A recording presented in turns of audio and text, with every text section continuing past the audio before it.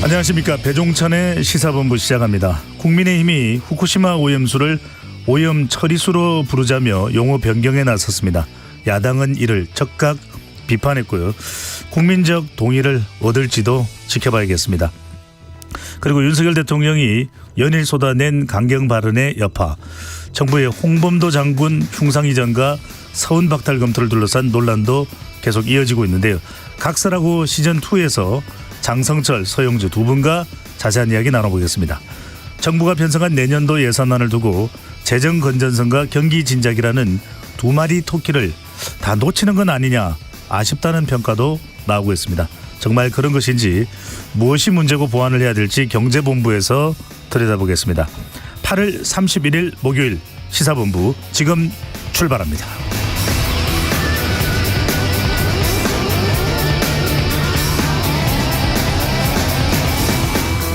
1부 마지막에 듣는 노래 디저트송 신청도 기다립니다. 오늘 듣고 싶은 노래 문자 샵 9730으로 자유롭게 보내주시고요.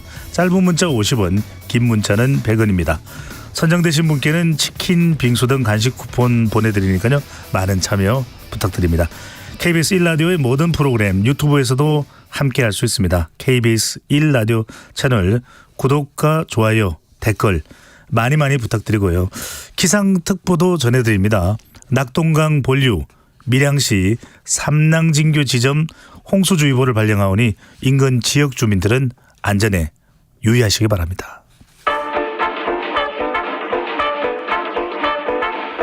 배종찬의 시사본부 한입뉴스. 오늘의 핵심 뉴스 한입에 정리하는 한입뉴스 시작합니다. 박정호 오마이뉴스 기자, 미디어인권연구소 문클 이봉우 연구원과 함께합니다.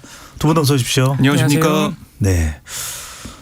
오늘도 이슈가 많네요. 네. 항상 우리가 이슈를 다루면서도 이슈가 많다 이야기를 하게 됩니다. 자, 첫 번째 이슈입니다. 북한이 심야의 미사일 발사를 단행하는 모습을 최근에 보여주고 있는데 어젯밤에 또 탄도미사일을 발사를 했습니다. 이번에는 어떤 이유인가요? 예, 이번에도 심야 발사인데요. 합동참모본부가 어젯밤 11시 40분부터 50분까지 북한이 순안 일대에서 동해상으로 단거리 탄도미사일 2발을 발사했다고 밝혔습니다. 지난 24일 동해상으로 그러니까 지난달 24일 동해상으로 역시 단거리 탄도미사일 발사한 이후에 37일 만인데 이번 미사일 발사 같은 경우에는 21일에 시작됐던 이 한미의 을지 자유해방패 연합연습에 대한 반발로 해석이 되고 있습니다. 특히 어제 이 미국의 전략자산인 B-1B 전략폭격기가 한반도 상공에 전개를 했거든요. 네. 그래서 우리 공군하고 연합훈련도 했습니다. 근데 이 B-1B 전략폭격기가 이 별명이 죽음의 백조입니다. 왜냐하면 워낙 이 최대 57톤의 무장을 장착할 수 있는 이 월등한 무장량 때문에 사실 원래는 이게 핵 투발 용도로 개발된 전략폭격기거든요. 핵을 떨어뜨린 용도로 개발된 그렇습니다. 폭격기라는 이야기죠. 그렇습니다. 그렇기 때문에 사실 과거에도 이 죽음의 백조가 출현을 한반도 상공에 전개를 했을 때 북한이 굉장히 강하게 반발한 바가 있는데 이번에는 이 미사일 발사로 아무래도 반응을 한 것으로 보이고요. 또 하나 눈에 띄는 점은 우리 정부가 당연히 강하게 규탄을 했는데 통일부가 오늘 서면 브리핑을 통해서 북한을 강력 규탄했습니다. 김정은 위원장이 연례적 방어적 성격의 한미 연합연습을 구실로 우리에 대한 군사공격 의도를 노골적으로 드러내 강하게 규탄한다. 이렇게 군사 도발에만 집착하면 오히려 북한의 안보가 더 취약해질 뿐이라는 것을 하루빨리 깨달아라. 이렇게 했는데 사실 이 남북 대결 국면이나 북한의 도발 국면에서 통일부는 사실 이렇게 강경한 입장을 그동안 잘 안 냈었거든요. 왜냐하면 하는 일이 아무래도 남북 대화에 집중되어 있다 보니까. 근데 이번에 통일부가 이렇게 강경한 군사적 입장을 낸 것도 최근에 이 윤석열 정부에서 보여주고 있는 통일부의 기조 변화 이런 것을 또 볼 수 있는 장면입니다. 그렇군요. 계속해서 또 남북한 간에는 긴장관계가 조성되어 있다 이렇게 볼 수 있을 것 같고요. 자, 연일 우리도 이 해병대 소식을 다루고 있는 상황입니다. 이 박정훈 전 수사단장에 대해서 군검찰이 입건을 했고 구속 전 피의자 신문이 내일 진행이 된다고 하는데 네. 이렇게 되면은 박정훈 전 해병대 수사단장 구속이 되는 겁니까? 뭐 내일 이제 심사 결과를 봐야겠지만은 구속될 가능성도 있는 거죠. 내일 오전 10시에 서울 용산구 중앙군사법원에서 이 심사가 이뤄지게 되는데 국방부 검찰단은 이렇게 얘기했습니다. 박 대령이 계속 수사를 거부하고 있는 상황에서 사안의 중대성과 증거 인멸 가능성을 고려해서 이 영장을 청구했다라고 설명을 했고, 특히 국방부를 통해서 어떤 입장도 내놨냐면 이 박 대령의 일단 일방적 주장 발표에 유감을 표한다, 이런 입장도 내놨어요. 여기서 일단 일방적 주장 발표, 그러니까 계속해서 일방적 주장을 발표하고 있다라는 건데, 외압이 있다는 내용인 거죠. 외압이 있었다는 내용, 그리고 이제 최근에 더 큰 논란이 된 게 그 윗선이 VIP 아니냐, 이런 논란까지 있어서 이것까지 다 지적을 하면서 영장을 청구했다, 이렇게도 해석을 할 수가 있겠어요. 결국 이 박 대령이 이 조사 기록, 그러니까 최상병 사고 조사 기록에 경찰 이첩 보류를 지시했는데 듣지 않았다, 항명 혐의를 주장하는 군검찰과 아니 보류 지시를 명시적으로 듣지 못했다, 오히려 외압을 받았다, 이 처리 과정에서 외압받았다라는 박 대령의 주장이 내일 법정에서 맞붙을 것 같아요. 일각에서는 이 본격적인 수사 국면에 돌입하는 그런 상황에서 대통령의 외압설이 나오니까 박 대령을 구속해서 입막음하려는 거 아니냐, 이런 얘기도 나오고 있는데, 어쨌든 법원의 판단이 어떨지 관심이 모아지고 있고요. 박 대령 측은 담담히 성실히 영장실질심사에 임하겠다, 이런 입장을 내놓고 있습니다. 네. 내일 심사 결과는 오후 중에 아마 늦어도 내일 오후까지는 나오지 않을까, 이런 생각이 듭니다. 박정훈 전 수사단장은 외압을 또 계속 이야기하고 있습니다. 박정훈 대령 측 변호인이 대통령 외압을 증언한 박정훈 대령의 육성 녹음을 공개했는데 그 육성 녹음 내용부터 듣고 오겠습니다. 사령관님도 갑자기 뻥 쪘잖아요. 무슨 상황인지 궁금해하잖아요. 예. 그러니까 뭐 안테나를 여기저기 올려봤나봐.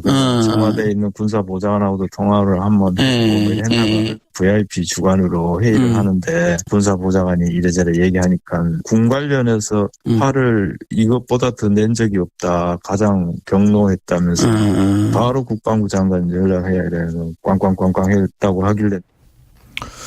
자, 누구와의 통화 내용인지도 궁금하고 구체적으로 이제 박정훈 전 수사단장이 대화를 하면서 이제 본인이 이제 판단한 또 들은 것으로 생각하고 있는 내용을 이야기하는데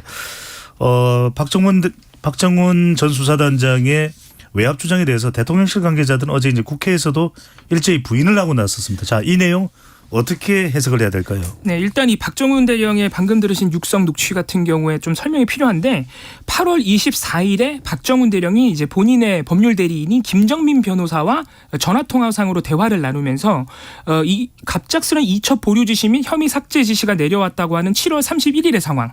7월 31일에 갑작스런 지시를 받고 굉장히 해병대 사령관과 본인이 당황하면서 어떻게 되는지 알아보는 과정에서 이 김계환 해병대 사령관이 이 대통령실 국가안보실에 있는 비서관과 통화까지 했다. 요거를 박정훈 대령이 그때 상황을 이 김정민 변호사에게 설명해 주는 내용이에요. 그러니까 8월 24일에 이루어진 대화고, 사실은 이 대화를 8월 28일에 있었던 이 국방부 검찰단 항명수사 박정훈 대령이 소환해서 일단 출석은 했었죠. 진술은 거부했지만 그때 당시에도 이 녹취를 틀려고 했었답니다. 검찰단에게 들려주려고. 하지만 국방부 검찰단에서 이거를 제지했다는 게 또 박정훈 대령 측의 입장이고, 그래서 제지가 되다 보니까 이제 어제 이 김정민 변호사가 이제 박정훈 대령하고 논의한 끝에 이 녹취를 이제 언론을 통해서 공개하게 된 것이죠.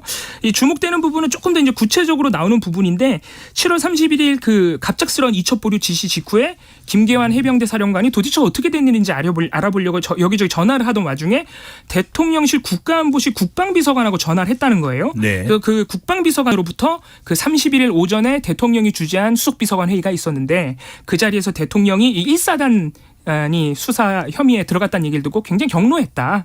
그래가지고 이제 박정훈 대령도 이 대통령실이 외압의 배경이 있지 않느냐라는 생각을 하게 된 것이고 지금까지 이렇게 의혹제기를 해오고 있는 것이죠. 어제 이 국회 예산결산특별위원회에 이 대통령실 관련자들이 나왔습니다. 그래서 네. 이 관련 질의에 다 답변을 했는데 일관적으로 이 대통령이 보고를 받았다거나 대통령이 경로를 했다거나 그 7월 31일 회의에서 이런 점에 대해서 일제히 다 부인을 했어요. 뭐 이관석 국정기획수석 그리고 조태용 국가안보 실장 그리고 김계환 사령관하고 지금 통화를 했다고 박정훈 대령이 얘기한 이 국가안보실의 국방비서관도 일제히 통화한 적 없다라고 부인을 했는데 이게 좀 저희가 몇 번 말씀드렸지만 정리해볼 부분이 이게 자꾸 진실공방으로 흐르니까 7월 31일 그 갑작스런 지시 직후에 어쨌든 간에 지휘계통도 아니고 지시나 결재에 권한이 없는 그 국방부의 법무관리관 그리고 국방부 차관이 갑자기 이 수사단장에게 전화를 해가지고 그들의 말에 따르면 혐의와 관련된 원론적인 내용이라고 하지만 어쨌든 수사에 대해서 의견을 피력했다는 거예요. 이 부분은 굉장히 이례적이고 절차에 어긋나기 때문에 사실 이 부분에 대한 설명은 여전히 정부에서 잘 안 나오고 있거든요. 이런 부분에 대해서는 어쨌든 이 조사가 필요하지 않느냐 이렇게 정리해 볼 수 있겠습니다. 박정우 기자는 뭐 관련해서 취재된 내용이 보도되거나 어떻게 좀 해석을 해야 될까요? 그러니까 박정훈 대령은 계속해서 이제 항명 혐의가 맞지 않다 이런 주장을 하고 있는 것이고요. 이 진실을 밝혀야 된다는 겁니다. 그러니까 외압의 이 몸통이 어디냐 그래서 얘기를 하고 있는 건데 이 VIP 이 경로로 시작된 그 여러 가지 상황들이 결국 외압으로까지 이어진 게 아니냐 이런 생각을 하고 있는 거예요. 그러니까 왜 이종석 장관 결재까지 받은 수사 결과 하루 만에 뒤집힌 거냐. 그 이유가 정말 납득되는 이유가 무엇이냐. 거기에 대한 진실을 찾아가고 있다. 그런 과정에 우리가 있다 이렇게 볼 수가 있겠습니다. 근데 핵심이 뭔가? 그러니까 지금 내일 구속 전 피의자 신문이 있으면 자칫 여기서 박정훈 전 수사단장은 구속될 가능성도 높은데 네. 무엇이 진실인지 밝혀낼 수 있을 만한 뭔가 핵심이 될 수 있는 건 뭘까요? 그러니까 이게 수사를 통해서 객관적인 증거가 확보돼야지 진실을 규명할 수 있는 거 아니겠습니까? 그런데 과연 군 검찰 수사를 통해서 이걸 구명할 수 있겠느냐. 여기에 대한 의구심이 계속 제기가 되고 있는 것이고요. 그래서 이제 국회 국정조사나 특검을 통해서 규명을 해야지 진실을 알 수가 있다. 그 전까지는 군 검찰 내 뭐 항명이니 아니니 이걸로는 외압의 유무를 알 수가 없는 것이다. 이런 얘기가 나오고 있습니다. 네. 알겠습니다. 후쿠시마 오염수로 가보겠습니다. 명칭 관련인데 이 정부가 이 후쿠시마 오염수 방류 일주일 만에 오염수라는 명칭을 바꾸는 걸 검토하겠다고 밝혀서 논란이 되고 있네요. 네, 이게 어제 이제 한덕수 국무총리가 여러 가지 질의 받고 답변하는 과정에 이런 얘기를 했어요. 오염수가 방류되고 있다. 핵포탄과 같다. 이런 논리는 전혀 안 맞는 거다. 오염수가 방류되는 게 아니라 과학적 기준에 의해서 처리된 오염수가 방류되는 것이다. 이런 얘기를 했습니다. 그리고 국제원자력기구 IAEA가 얘기하는 알프스 다핵중 제거 설비를 거쳐서 처리된 오염수 이게 과학적으로 맞는 표현이고 분명한 건 오염수를 방류하는 것은 절대 아니다. 이렇게 얘기를 하는 거예요. 그러니까 정부 입장에서는 왜 이 동일본 대지진 이후에 원전이 이 작동에 멈추면서 거기서 시작된 이 연료봉의 용해로 인해서 녹아내리면서 시작된 그 자체 그 당시에 나왔던 그 오염수를 왜 지금 똑같이 그 단어를 쓰느냐 이런 얘기 이런 생각을 좀 하고 있는 것 같은데요.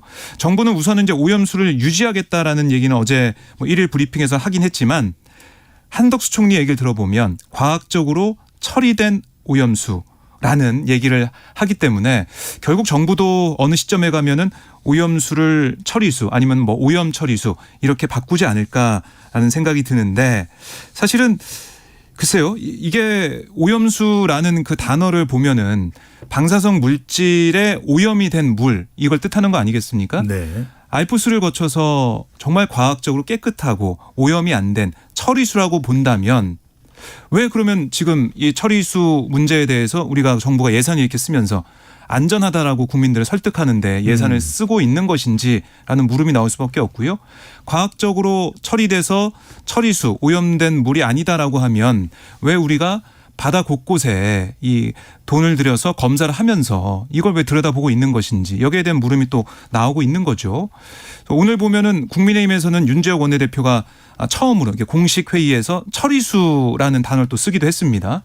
그러니까 여당에서는 좀 더 강하게 좀 더 앞서 나가서 처리수라는 용어를 계속 쓰면서 민주당, 그러니까 야당에서는 괴담 선동을 가짜뉴스를 하고 있다. 이런 주장을 계속 하고 있는 것이거든요.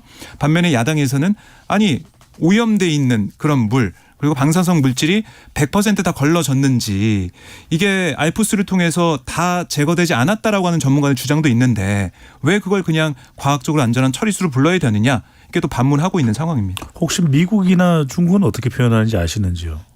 중국은 지금 뭐 오염수라고 표현하고 있는 네. 것이죠. 표현을 하고 있고 미국에서는 사실 이 문제에 대해서 그렇게 막 심각하게 민감하게 반응하고 있는 그런 모습은 아니에요. 그래서 일본하고 이제 보조를 맞추고 있다 이렇게 보시면 될 것 같습니다. 네. 우리 스텝이 확인을 했는데 중국은 핵 오염수로 이야기를 하고 있고요. 미국, 유럽은 처리수로 이야기를 네. 하고 있다고 합니다.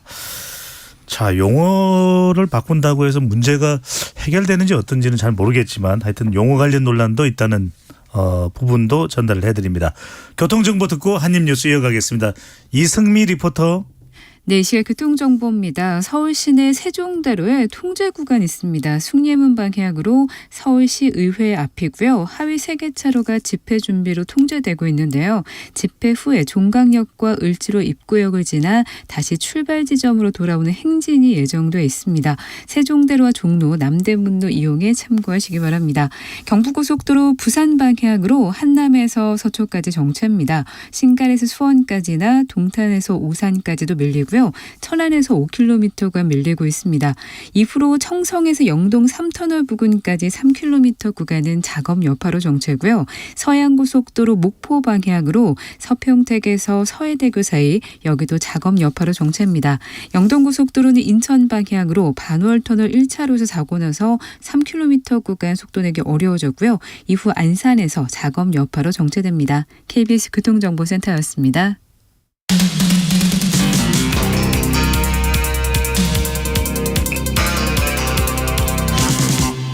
배종찬의 시사본부. 박정호 기자, 이봉우 연구원과 함께 한입뉴스 이어가겠습니다. 자, 국회로 가봅니다. 요즘 국회가 중요한 게 예산 결산 국회가 진행되고 있기 때문에 우리 내년도 나라 살림입니다. 상당히 중요합니다. 국회 예결위에 출석한 한덕수 국무총리가 택시 기본요금이 얼마인지 묻는 야당 의원 질의에 내놓은 답변을 놓고서 또 논란이 되고 있는데요. 한덕수 총리의 발언부터 듣고 오겠습니다. 네, 서울시 시내버스 요금이 얼마입니까? 지금 버스 요금이 한 1,200원이었는데 1,500원을 올랐어요. 네. 혹시 택시비도 올랐는데 얼마인지 아세요? 기본 요금. 기본 요금을 말씀하시는 네, 겁니까? 네. 글쎄요, 한 1,000원쯤 되지 않았나요? 3,800원에서 4,800원을 올랐습니다. 이번에 인상되는 것에 대해서 제가 좀 보고를 많이 듣고 고민을 한 것이 돼서 제가 좀 착각을 한 것 같습니다. 국무총리가 뭐 택시 요금을 정확하게는 몰랐네요. 자, 어떻게 봐야 될까요?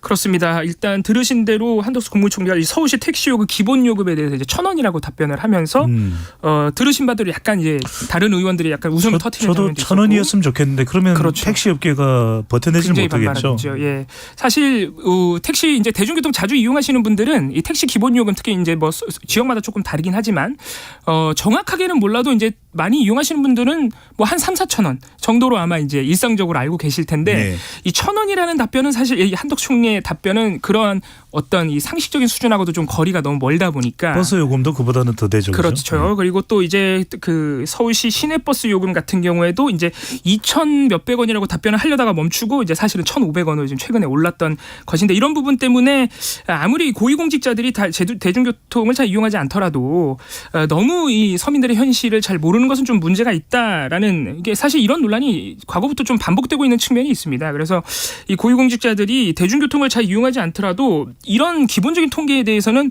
항상 좀 준비가 돼 있어야 된다. 이런 생각도 좀 해보게 되고요.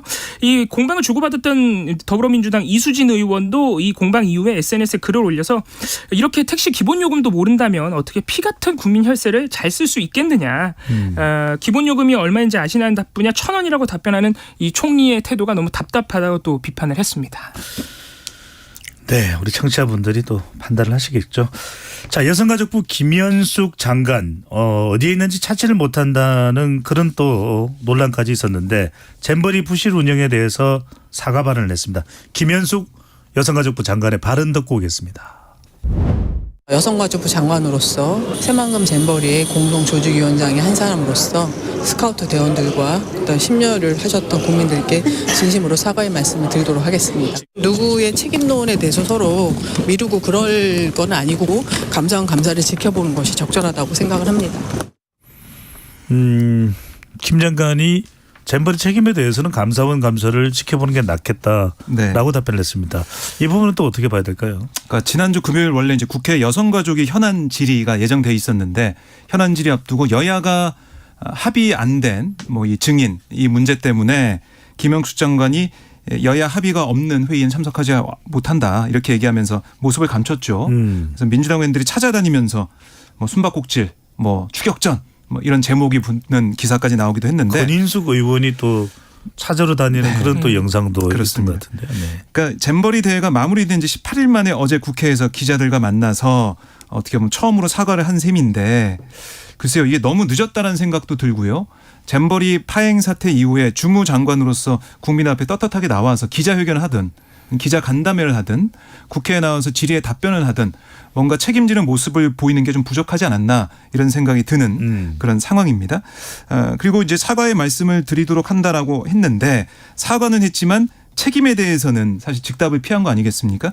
감사원 감사를 지켜봐야 된다라는 얘기인데 그 전에 좀 자신이 어떤 것들에 대해서 미비했고 부족했고 이걸 국민들께 소상히 얘기를 하는 게 어떻게 보면 장관으로서의 책임감이 아닌가 이런 생각이 들었습니다. 그리고 어제 예결위에서도 어떤 얘기를 했냐면 좀 책임을 조직위원회 사무국 실무직원들에게 떠넘길 듯한 답변도 눈에 띄었거든요. 그러니까 조직위 사무국이 사무 전결 규칙에 따라서 주요 공사 또 용역의 기본 방침 결정 이런 권한을 가지고 잼버리 행사 실무 전반을 담당했다. 이렇게 얘기를 해서 조직위 사무국이 다 한 거지 뭐 나는 상관없다. 이런 식으로 들릴 수가 있어요. 그러니까 국민들이 판단하게 될 때 잼버리 파행 때 공동조직위원장 주무장관으로서의 김현숙 장관의 이 기대했던 모습과는 좀 동떨어진 그런 모습이 이제 나오지 않았나 이런 생각이 듭니다. 네. 자, 정치권 뉴스 계속 새로운 또 소식도 나오고 있는데 이재명 더불어민주당 대표가 무기한 단식을 선언했네요. 그렇습니다. 오늘 오전에 취임 1주년, 당대표 취임 1주년 기자회견을 한 것인데 네. 사실 이 자리에서 이제 최근에 이재명 대표 본인에게 집중되고 있는 검찰 수사, 특히 이 소환 일정을 가지고 아직도 공방을 벌이고 있거든요. 네. 이런 부분이나 뭐 당내에서도 조금 얘기가 하는 뭐 거취 문제 이런 거를 혹시 얘기하느냐 이런 예상이 나왔는데 그리고 불체포 특권 관련해서도 그렇습니다. 과연 어떻게 할 아주 것이냐. 과감한 발언이 예. 나올 수도 있다고 하는데 아주 과감한 발언이 나왔네요. 그렇습니다. 오히려 이제 그런 부분에 그런 부분을 언급하기보다는 굉장히 파격적인 좀 정면 돌파 의지를 단식 선언으로 보여줬다고 할 수 있겠습니다. 일단 이재명 대표 발언 보면요. 오늘부터 국민의 한 사람으로서 무능 폭력 정권을 향해 국민 항쟁을 시작하겠다면서 무기한 단식을 선언한 것이고요. 민주주의 파괴를 막아내겠다. 마지막 수단으로서 오늘부터 무기한 단식을 한다라고 밝힌 것입니다. 이 윤석열 대통령에게 세 가지의 요구사항도 내밀었습니다. 첫 번째는 대통령은 민생 파괴, 민주주의 훼손에 대하여 국민께 사죄하고 국정 방향을 국민 중심으로 바꿔달라. 두 번째, 일본 해고염수 방류의 반대 입장을 천명하고 국제해양재판소에 제소해달라. 세 번째는 전면적인 국정쇄신과 개각을 단행해달라라고 요구를 한 것입니다. 사실 그동안 지금 1년이 넘어가고 있죠. 현 정부 출범 이후 1년이 넘어가는데 사실 대통령이 이 야당과의 대화는커녕 이 야당을 그동안의 이제 발언들을 좀 되짚어보면 뭐 반국가 세력이라거나 아니면 뭐 선동하는 세력이라거나 심지어는 공산 전체주의 얘기를 최근에는 또 하고 있죠. 이런 얘기가 야당을 사실상 빗댔다는 평가가 지배적이지 않겠습니까? 그러니까 대통령이 계속해서 이렇게 야권과 비판 세력에 적대적인 태도를 보이고 있는 점, 또 이재명 대표에게 어쨌든 간에 최근에 이제 검찰이 집중적인 수사를 벌이고 있고 구속영장까지 나오고 있는 상황에서 어떻게 보면 본인이 말한 대로 최후의 수단으로서 야당의 야성을 보여주는 이 투쟁의 방식으로서 결국엔 단식까지 나아갔다. 이 판단이 앞으로 어떻게 작용할 것인지를 좀 지켜봐야겠습니다. 국민의힘에서 나온 반응이 있습니까? 네, 오늘 김기현 대표가 기자들과 만나서 이렇게 네. 얘기했습니다. 민생을 챙기고 국민의 삶을 돌봐야 하는 정기국회 앞두고 웬 뜬금포 단식이냐. 거대 야당 대표의 직무유기다. 자신의 사법 리스크가 두렵다면 불체포 특권을 포기하면 되는데 왜 자꾸 민생을 발목 잡는지 답답하다. 이렇게 얘기를 했습니다. 네. 또 여론에서는 어떻게 평가할지 관련 뭐 또 조사가 나오면 한번 해석을 해보겠습니다. 자, 여전히 끝나지 않는 홍범도 장군 흉상 이야기를 해보겠습니다. 소련 공산당에 가입했던 홍범도 장군 흉상 철거 이전 추진 계획이 알려진 이후 계속해서 또 논란이 이어지고 있습니다. 국회에서는 남노당 이력이 있는 박정희 전 대통령의 육사 호국비는 어떻게 할 거냐 이런 또 설전이 또 이어졌네요. 네, 그러니까 김대기 대통령실 비서실장 전향을 하신 것하고는 다르다. 끝까지 그렇게 가신 분하고 뭐 다르다 뭐 이런 얘기를 했어요. 그러니까 박정희 전 대통령은 전향을 했는데 홍범도 장군은 그렇지 않은 거 아니냐. 이건 비교를 하는 답변이 나왔고요. 또 이제 박 전 대통령이 공산당이었던 건 맞다. 하지만 국가 발전을 위해서 20년 이상 노력을 했고 또 우리나라를 빈곤의 수렁에서 커다란 나라의 경제 발전을 이뤄낸 가장 큰 공이 있으니까 종합적으로 판단해야 한다. 이렇게 또 대통령실 발언이 나오기도 했습니다.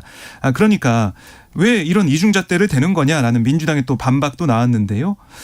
이걸 같은 잣대로 봐야지 왜 누구는 뭐 전향했다, 뭐 경제 발전 이뤘다 이걸 얘기하면서 뭐 괜찮다는 것이고 홍범도 장군은 사실 이 사망한 뒤에 뭐 이제 북한이 남침이 있었고 전쟁이 발발했고 그때 뭐 스탈린 공산당의 그런 사주가 있었고 이런 게 있었는데 왜 사망 이후에 일어난 일을 가지고 왜 그 잣대로 또 대고 있냐 이렇게 민주당은 계속 반발을 하고 있는 것이죠. 그러니까 박정희 정부 당시 건국훈장 대통령장이 추서가 된 홍범도 장군 그리고 2016년 건조된 최신 잠수함 홍범도함으로 명명된 게 박근혜 정부 때예요.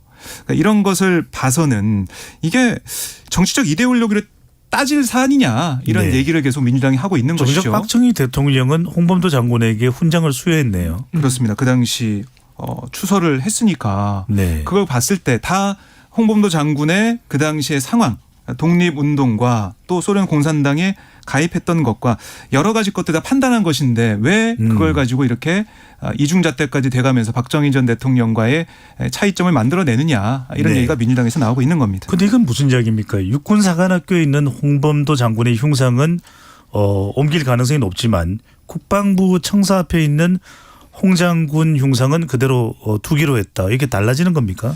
그렇습니다. 이 부분이 사실 이제 또 오락가락하고 있는 부분이라 과연 지금 이 홍범도 장군 흉상 논란을 정부가 정말 일정한 기준이라도 가지고 지금 대처하고 있는 게 맞는 이런 논란이 나올 수밖에 없는데 원래 29일까지만 해도 국방부가 이 육사 교내에 있는 홍범도 흉상은 물론이고 국방부 청사 이 현관에 있는 홍범도 장군 흉상도 다 옮긴다라고 사실 공개적으로 밝혀왔었거든요. 네. 근데 오늘 오전에 나온 언론 보도를 보면은 국방부에 있는 흉상은 존치한다 이렇게 좀 선회한 거예요. 그리고 육사 내에 있는 이 홍범도 장군 흉상을 아예 철거해서 다른 곳으로 옮기는 것은 물론이고 다른 4명의 이 독립군 영웅 같은 경우에도 육사 교내에 육군 박물관으로 재배치하겠다. 결국엔 또 이것도 어쨌든 간에 옮기겠다는 얘기입니다. 이런 방향으로 지금 검토가 되고 있다고 보도가 됐어요. 그래서 정부 관계자 인용된 발언을 보면 흉상 이전 논란이 과도하게 확산되며 이념 소모전으로 비화되고 있어서 육사의 흉상만 원포인트 이전하고 국방부 흉상은 그대로 두기로 했다. 이렇게 밝혔습니다. 네. 근데 이념 소모전으로 지금 비화하고 있는 게 지금 어디서부터 출발되는지 사실 정부가 잘 생각을 좀 해봐야 될 것 같다는 느낌이 들고 또 한 가지 이 판단의 근거가 된 것이 국방부 청사 내에 있는 홍범도 장군 흉상은 1998년 설치가 됐습니다. 굉장히 오래됐죠. 그래서 그동안 많은 정부를 거쳐오면서 아무 문제가 없었던 거예요. 그런데 지금 정부 입장에서는 육사 교내에 있는 홍범도 흉상은 2018년 문재인 정부에서 설치를 했다는 겁니다. 네. 그래서 거기에는 좀 급박하게 설치된 측면이 있다. 육사 내에 있는 거는.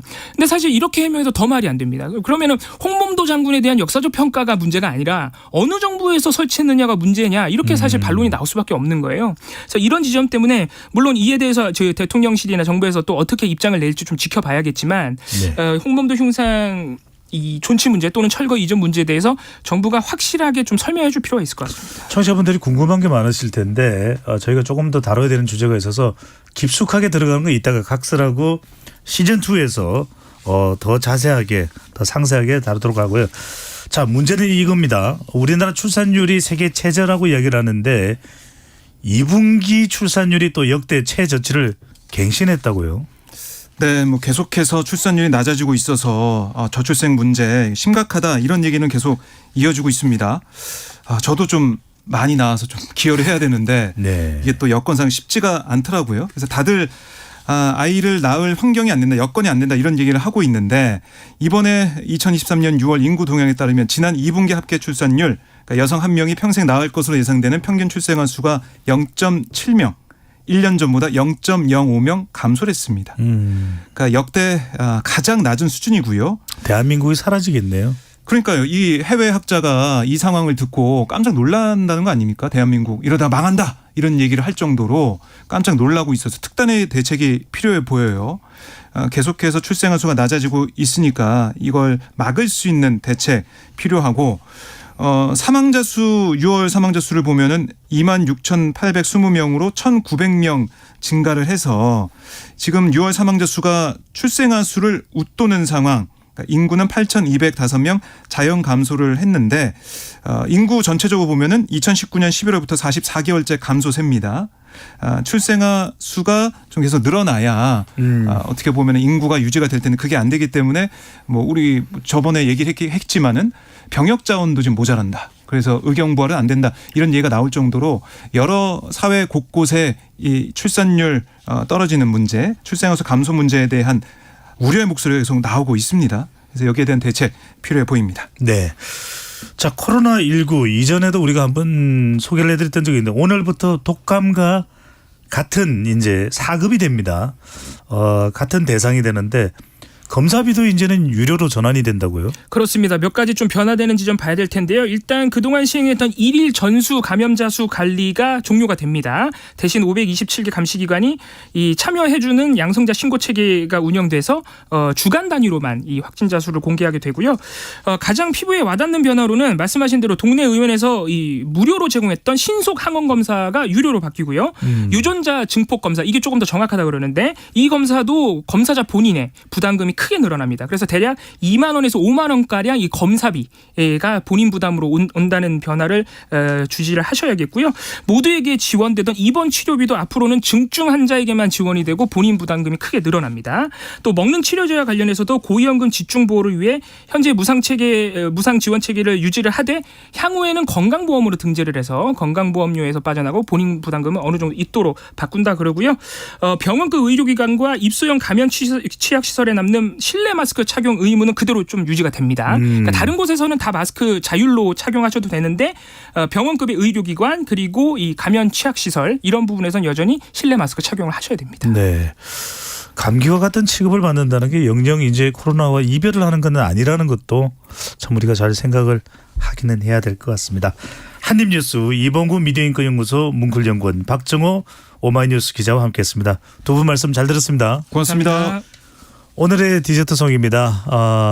93위원님 8월 31일 8월의 마지막 날이네요. 오늘 밤 슈퍼 블루문이 뜨는 날이에요. 블루는 파란색 블루가 아니고 빌로 배신하다 영어의 고라고 합니다. 불길한 두 번째 보름달이 어원이라고 하는데 오늘 밤 시사본부 청취자분들 달 보시고 함께 소원 빌어요 라는 말씀을 주셨습니다. 디저트송은 장기하와 얼굴들의 달이 차오른다 가자 신청합니다. 네, 감사합니다. 모바일 간식 쿠폰 보내드리고 놓치면 14년 뒤에나 슈퍼블루문 보실 수 있다고 하는데요. 놓치지 마시고 잘 슈퍼문 보시고 소원도 빌어보시면 좋을 것 같습니다. 달이 차오른다 가자 달이 차오른다 가자 달이 맨 처음 뜨기 시작할 때부터 준비했던 여행길을 매번 달이 차오를 때마다 포기했던 그 다짐을 달이 차오른다 가자 달이 차오른다 가자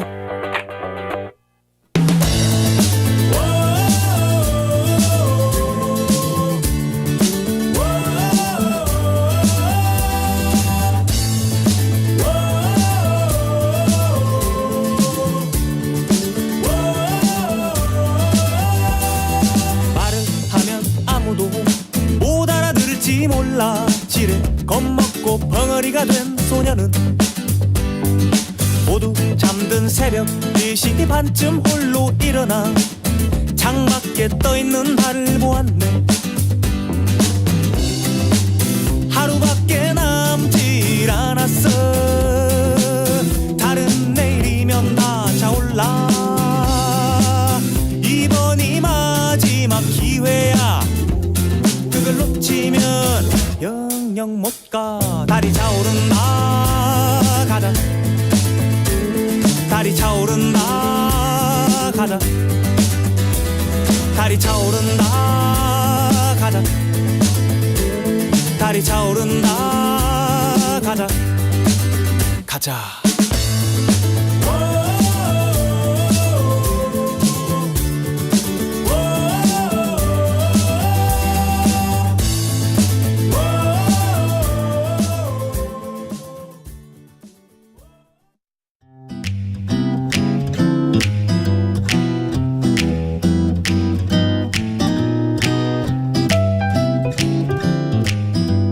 안녕하세요.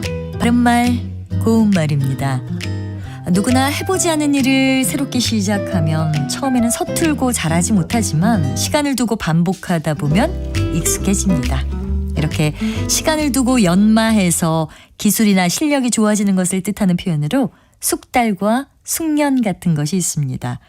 숙달된 조교의 시범 또는 숙련공 같은 표현 많이 들어보셨을 텐데요. 숙달과 숙련은 뜻이 비슷한 것 같으면서도 약간의 차이가 있습니다.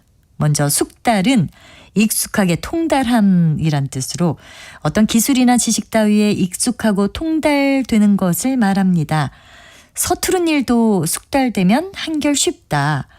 그는 아직 자동차 운전에 숙달되지 못했다. 이렇게 말할 수 있습니다. 그리고 숙련은 연습을 많이 해서 능숙하게 익힘이란 뜻입니다. 숙련을 요하는 작업이라든지 그는 그 일을 하기에 아직 숙련이 덜 됐다. 이렇게 표현할 수 있겠죠. 그러니까 숙달은 익숙하게 통달한 상태에 도달해 있다는 것에 중점을 둔다면 숙련은 능숙해질 때까지 연습을 통해 익히는 계속성에 중점을 두고 있습니다. 숙달의 달자는 이르다, 다다르다를 뜻하고요. 숙련의 련자는 연습하다, 익히다의 뜻을 나타낸다는 걸 생각하면 쉽게 연상할 수 있을 것 같습니다. 바른말 고운말 아나운서 변희영이었습니다.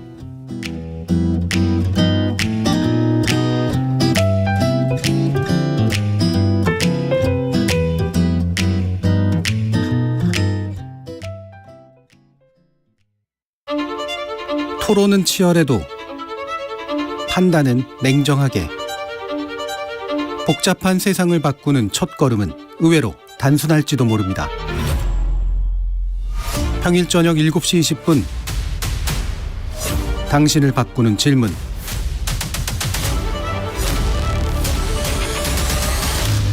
KBS 열린 토론.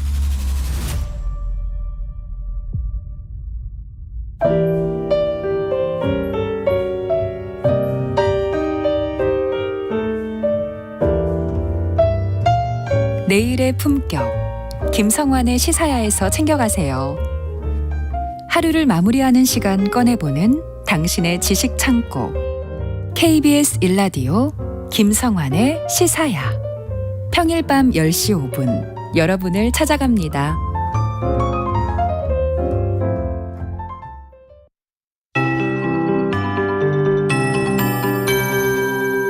KBS 58분 날씨. 많은 지역에 비구름이 거치면서 어제보다 후텁지근합니다. 오늘 낮 기온 어제보다 1도에서 많게는 6도가량 높겠습니다. 아침에 21도로 선선했던 서울이 한낮에 28도까지 오르겠고요. 강릉, 대전, 광주 28도, 부산 29도, 창원과 순천이 30도 안팎까지 오르겠습니다.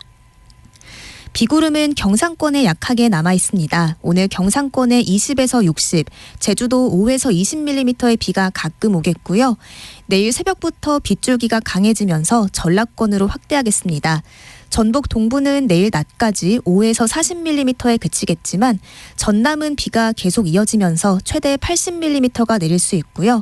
경상권과 제주도는 모레까지 50에서 150mm가 추가로 예상되는 가운데 부산, 울산 등 해안 지역과 제주도 많은 곳에는 200mm 이상 쏟아지는 곳이 있겠습니다. 한편 지금 제9호 11호 태풍이 활동 중인 가운데 12호 태풍 기러기가 발생했습니다. 아직 이동 경로는 유동적이지만 우리나라에 많은 수증기를 불어넣을 텐데요.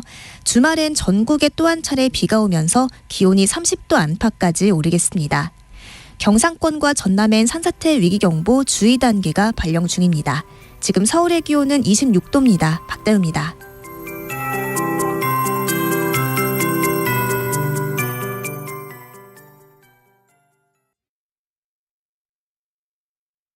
정성을 다하는 국민의 방송 KBS가 한시를 알려드립니다. AM 711kHz, FM 97.3MHz, KBS 1라디오입니다. HLKA.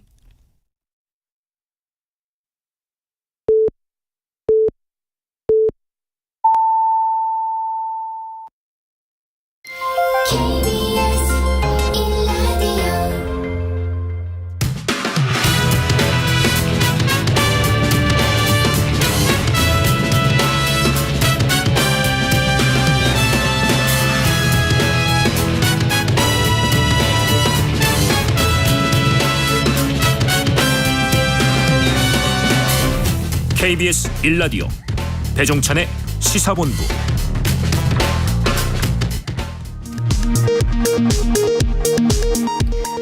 이 시각 라디오 정보센터 뉴스입니다.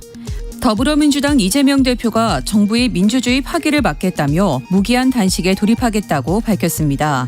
윤석열 대통령에게 국민 중심으로 국정 방향을 바꾸라고 요구했습니다.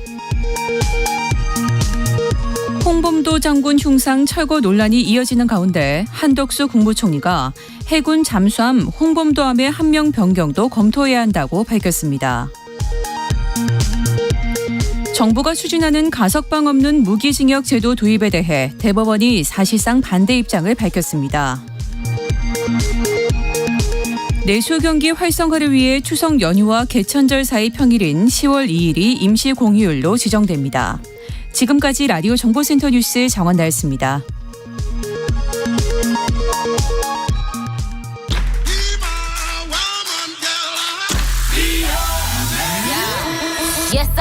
인터넷에서 화제가 된 뉴스를 다뤄보는 스트레이트 뉴스파이터 시간입니다. 오늘은 박지원 뉴스캐스터와 함께합니다.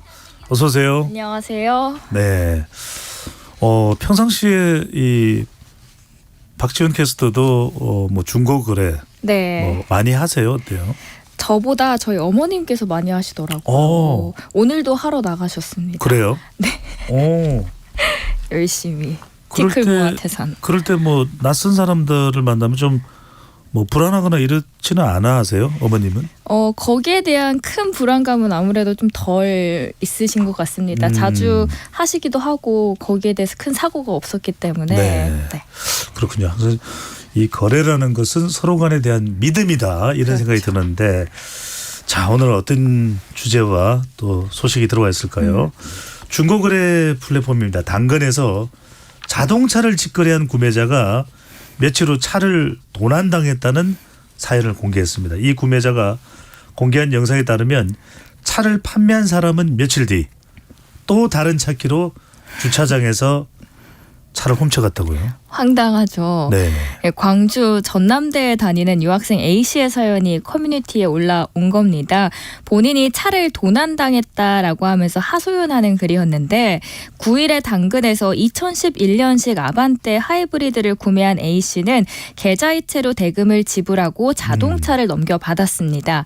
그리고 판매자는 다음 날 명의 이전을 해주겠다 약속을 했습니다. 그런데 문제는 다음 날 판매자는 전화를 받지 않았던 거고요. 연락이 이상하네요. 두절된 겁니다. 네. 좀 이상하죠. 그래서 A씨는 경찰서를 찾아갔지만 경찰은 이런 명의 이전 안 해준 것으로는 신고는 좀 어렵다라는 대답을 줬습니다. 경찰에서는 해결할 수가 없었고 이 사건이 여기서 끝난 건 아닌 거죠. 네, 진짜 문제는 며칠 뒤 집 주차장에서 발생을 했습니다. A씨가 구매한 차가 갑자기 사라진 겁니다. 그래서 무슨 일인가 CCTV를 확인해 봤더니 판매자가 키를 하나 더 갖고 있었나 봐요. 키를 자연스럽게 꺼내더니 차를 타고 갔습니다. 네? CCTV 영상이 있는데 그게 다 녹화됐을 테고. 그렇죠. 그러면은 경찰에 신고를 해야 되고 도난당했다. 이런 과정을 거쳐야 되는 거 아닌가요? 네, A씨는 그래서 이 영상을 들고 곧바로 경찰서로 갔습니다. 신고를 하러 갔는데 아직까지는 문제를 해결하지 못한 상황이고요. 해당 사연은 많은 누리꾼들의 안타까운 반응을 또 모으고 있고 중고거래 업체 당근 측의 입장도 확인을 해보니까 일단 수사 협조 요청이 만약에 들어온다면 적극적으로 공조할 것이다라는 입장을 밝힌 상황입니다. 정말 이 정작 당한 사람은 상당히 답답하고 어리둥절한 그런 상황이 되겠네요. 적지 않은 액수일 테니까요. 네. 자, 차를 중고 거래를 했는데 아이고 참. 네. 자, 두 번째 소식입니다. 올해 추석 연휴 9월 28일부터 30일까지고요. 개천절이 10월 3일인데 이 사이에 징검다리 하루가 있습니다. 10월 2일 임시 공휴일로 이제 지정될 가능성이 높아진다. 지정됐습니까? 아직까지는 지정이 됐습니다. 됐습니까? 네. 자, 뭐 또 여러 가지 여론 반응은 좀 또 다양하게 나오고 있네요. 네, 친구들 사이에서 10월 2일 임시 공휴일이 될 수 있다라는 기사가 나오자마자 정말 많이 공유가 됐습니다. 그만큼 관심이 크다는 걸 확인을 할 수 있었는데 직장인들은 총 이제 무려 6일이나 되는 긴 연휴 가능성에 너무 환영을 하면서도 한편으로는 이거 언제 발표되냐 아니면 한 달 전에 발표하는 건 좀 늦은 거 아니냐라는 반응을 보이고 있었습니다. 여행 갈 사람들은 또 뭐 그렇죠. 해외여행 가려면 티켓도 예약을 해야 되고 여러 네. 가지 준비가 필요한데. 네, 맞습니다. 그래서 엇갈리는 반응들이 있었는데 공감하실 수 있는 사례들 몇 개를 소개해 드릴게요. 직장인 정모 씨는 추석 여행은 연초에 결제해야 저렴해서 이미 10월 2일 전에 돌아오는 일정을 세웠는데 좀 일찍 알았으면 더 길게 다녀왔을 거리라고 하면서 아쉬움을 토로했고요. 아직 여행 계획을 세우지 않은 시민의 경우는 직장인 박 씨의 이야기입니다. 숙소 가격은 하루하루 달라지는데 너무 늦게 결정되는 것 같아서 아쉽다. 일단 임시 공휴일이 된다고 생각하고 먼저 결제를 이거 해야 하나라는 고민을 하고 있다라고 전했습니다. 네. 뭐 저야 뭐 우리야 뭐 명절이든 개천절이든 항상 이 방송과 함께하기 하시죠. 때문에 여러분들도 뭐 연휴가 6일이든 7일이든 배종찬의 시사본부 함께 하시면 뭐 길든 짧든 네. 연휴에도 함께 하시는. 네. 여하튼 이런 누리꾼들의 반응 어떻게 좀 공감을 하세요? 저도 실제로 이제 혹시 임시 공휴일을 지정될 수 있지 않을까라는 기대감에 일단 날짜들을 모두 비워놓긴 했습니다. 그리고 여행업계 통계를 찾아보니까 보통 여행 예약은 한 3개월 전에 하시는 분들이 굉장히 많더라고요. 이 부분을 고려했을 때 한 달밖에 남지 않았다 보니까 이렇게 아쉬운 소리가 나오는 거였습니다. 그렇군요.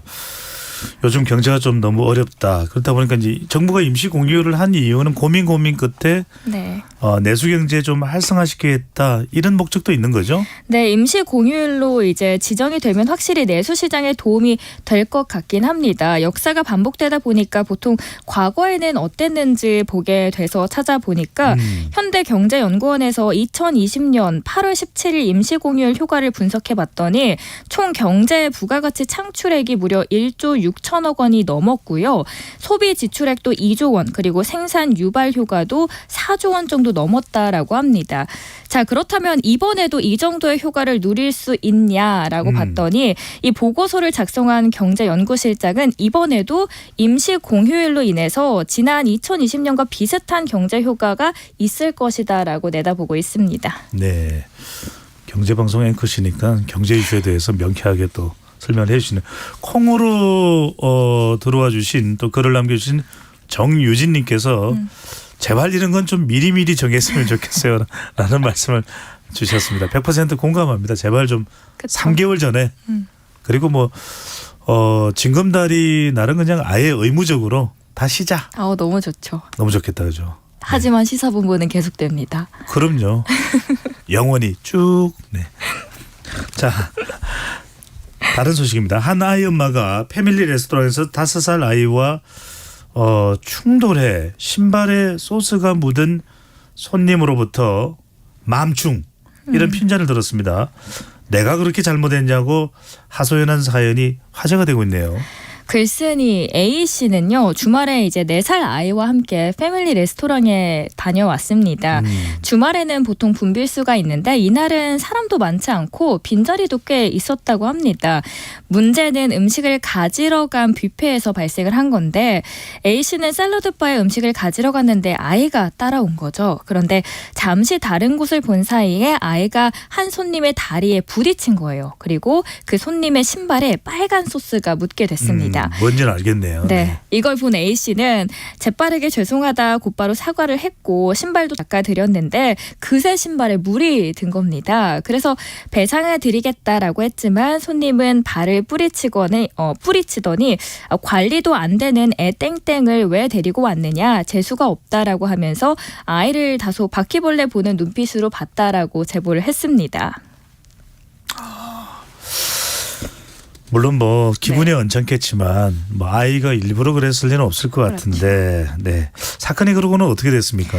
근데 이게 하필 손님이 A씨의 테이블에 이제 대각선 방향에 있었습니다. 그래서 A씨가 아이를 챙길 때마다 맘충이라는 말을 입에 담았다라고 전했는데요. 여기서의 맘충이라는 단어는 헷갈리실 수 있어서 설명을 드리자면 영어로 엄마를 부를 때 쓰는 맘이랑 충은 벌레 충을 의미하는데 이해하기 쉽게 조금 더 설명을 드리자면 이런 공공장소에서 아이가 다른 사람들에게 피해를 줄 때 우리 아이니까 괜찮아라는 태도를 이야기합니다. 여기에 대해서 A씨는 이제 속상한 마음을 토로한 거고요. 제가 맘충이라는 소리를 들을 만큼 잘못한 건가요? 라고 하소연하는 사연이 화제가 되고 있는 겁니다. 네. 이묘진님께서 맘충이라는 말 입 밖으로 꺼낼 때마다 머리에 쟁반 떨어져야 됨 이라는 글을 주셨네요. 네, 부정적이고 좋지 않은 말이죠. 네. 근데 다른 이야기인데 네. 우리 스피디와 제 내 구조가 같네요. KBS 히트 프로였죠. 쟁반 노래방 패러디네요. 제가 그 생각하고 있었거든요. 이래서 시사본부 하네요. 네. 자, 네 번째 소식입니다. 한류 열풍으로 해외 유튜버들이 한국 음식으로 먹방 네. 콘텐츠를 찍는 사례가 늘고 있다고 하는데요. 이 가운데 김치말이 국수를 잘못 번역해서 기존 조리 방식과 다른 특이한 형태로 먹는 이들이 생겨나고 있다는 잠시 이게 어떤 식으로 번역했는지 굉장히 궁금합니다. 김치말이 국수 어떻게 된 겁니까?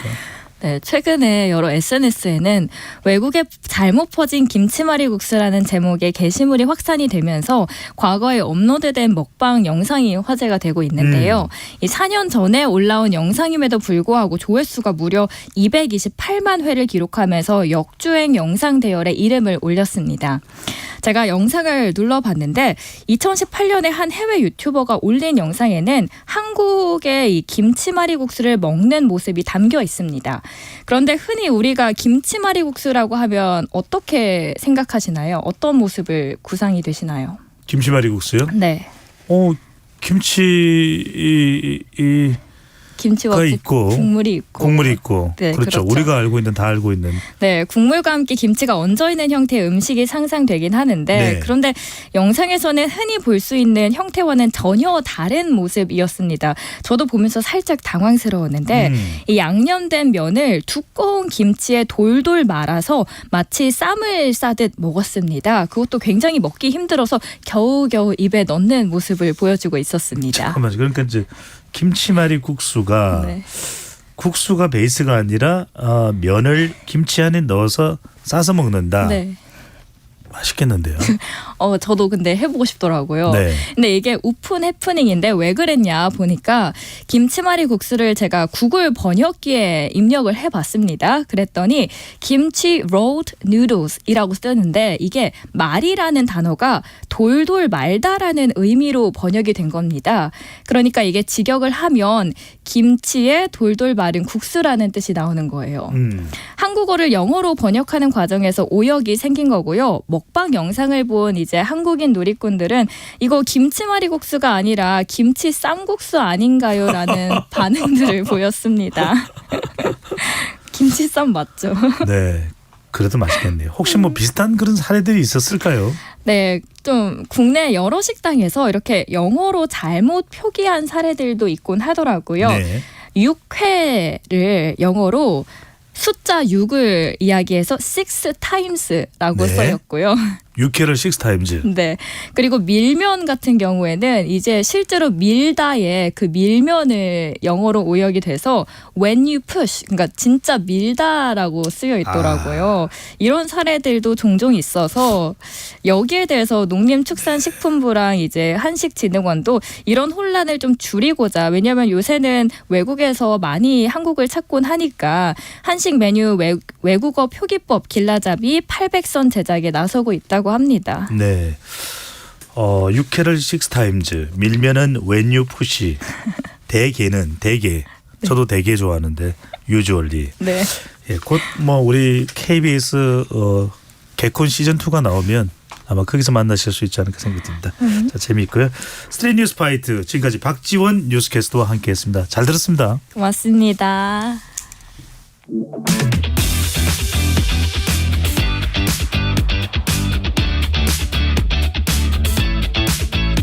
배종찬의 시사본부는 여러분과 함께합니다.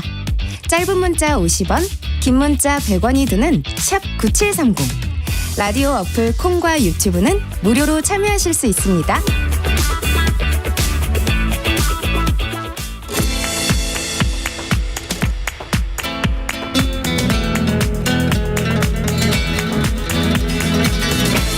정치권의 허심탄회한 속내를 들어보는 시간, 각설하고 시즌 2입니다. 네. 자, 오늘도 보수 간판 평론가, 네, 시사본부가 자랑하는 농객이시죠. 장성철 공론센터 소장 모셨습니다. 네, 안녕하세요. 네. 항상 상시 개편에 두려움을 떨고 있는 장성철입니다. 네, 항상 공감하고 있습니다. 자, 또 한 분은 최근 이제 인기 스타로 급부상하고 계시죠. 각종 방송에 많이 나오시더라고요. 네. 서용주 더불어민주당 상근 부대변인 나오셨습니다. 어서 오십시오. 영광입니다. 감사합니다. 네. 정말 배 소장님하고 이렇게 앉아가지고 방송을 같이 할 수 있다는 거는 참 영광입니다. 그럼요. 그 자체로 영광이에요. 네. 두 분은 KBS가 존재한다는 영원한 출연권 저는 보장을 합니다. 감사합니다. 네네. 본인이 위험할 것 같기도 하고. 과연 네. 저도 어떻게 될지 모르겠네요. 자, 이재명 더불어민주당 대표가 자 오늘 기자회견에서 무기한 단식을 선언을 했습니다. 일단 이재명 대표의 단식 선언 들어보고 있겠습니다. 즉 생의 각오로 민주주의 파괴를 막아내겠습니다. 마지막 수단으로 오늘부터 무기한 단식을 시작합니다.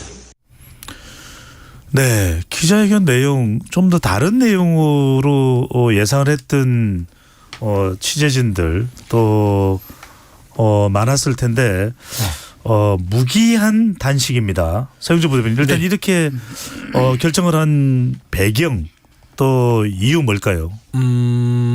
일단 이제 뭐 이재명 대표가 이제 더 이상은 안 되겠다.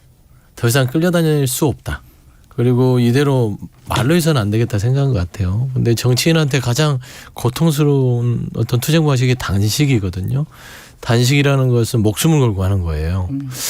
그래서 되도록이면 단식, 그 다음에 삭발 이런 것들은 좀 안 하려고 하죠. 근데 제가 얘기를 들어보니까 이재명 대표가 어제 목포에서 이제 90오염수 관련해서 이제 최고위를 거기서 진행하시고 거기에 이제 그 규탄 대회를 하고 나서 올라오는 길에 아마 결정을 하신 것 같아요. 그래서 여러 가지 생각을 하신 것 같고 또 윤석열 대통령이 최근 국민의힘 연찬에서 했던 발언들, 이념 전쟁 이런 것들을 쭉 종합했을 때 이게 말로 해서는 안 통하는구나 라는 측면에서 단식이라는 승부수를 던진 것 같다. 그래 보고 있습니다. 장 소장님요? 저는 제 말 듣고 하신 거 아닌가라는 생각이 듭니다. 그 이동관 방통위원장 청문회 전에 제가 너무 야당답지 못하다. 이재명 당대표가 야당 당대표로서 결기의 모습을 보여줘야 된다. 그래서 단식을 하시든지 아니면 삭발을 하시든지 저는 그 방법에는 그렇게 찬성하는 편은 아니지만 지금 윤석열 대통령이나 여당이 이재명 당대표와 민주당을 협상과 대화의 파트너로 인정하지 않고 있는 상황에서는 국민들에게 직접 본인이 목숨을 건 투쟁의 모습을 보여주는 것이 좋다. 그것이 단식과 삭발이 하나의 방법일 수 있다라고 얘기를 했거든요. 그 얘기를 들으신 것이 아닌가라고 저 혼자 좀 착각을 해보고요. 이거는 대단히 정말 큰 결심일 수밖에 없어요. 목숨을 건 거 아니겠어요?